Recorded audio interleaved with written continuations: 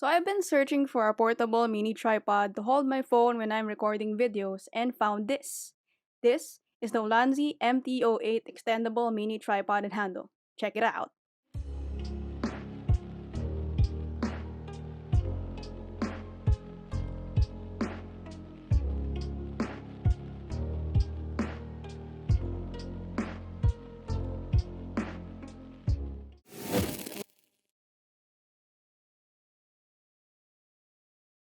As you can see, the product is neatly covered with a shrink wrap.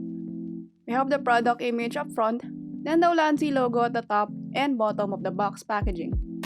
On the sides, there is this wording that says, a small brand focusing on phonography, and details about Ulanzi's social media channels, address, and barcode.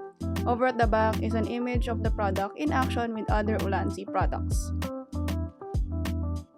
Opening the box, it reveals our product protected by a plastic shell. The available colors of this tripod are black and white.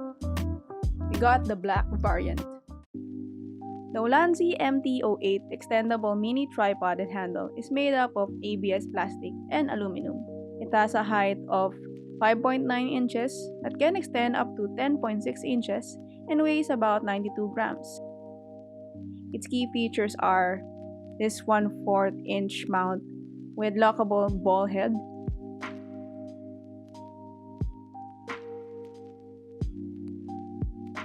silica non-slip coating on each leg, foldable legs,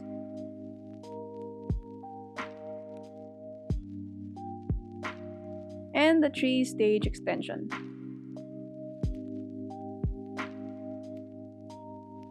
I've been using this for about a week now on various usage and find it reliable. I use it as a tabletop tripod in my table for my microphone setup for Zoom calls, use it as a handle on shooting video with the phone rig, and then as a selfie stick when I was out for an errand. The downside of this though is it can only support a limited amount of weight and it has a short height. It's fine handling small gadgets like a microphone or an LED light in a tabletop setup, but if you use a rig like this and rotate the ball head to 90 degrees, it falls.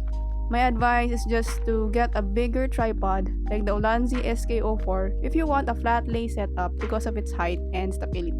If you are on the go and want a portable 2-in-1 tripod, go get the Ulanzi MT-08. It retails on its website for $12.95 and is available on black and white colors. If you find this content useful, please hit like and comment on what are your thoughts or questions about the Ulanzi MT-08 Extendable Mini Tripod and Handle, and I'll try to get back to you on that. Don't forget to subscribe and click that notification bell so that you'll be updated on the next video. Thank you so much for watching and see you in the next one.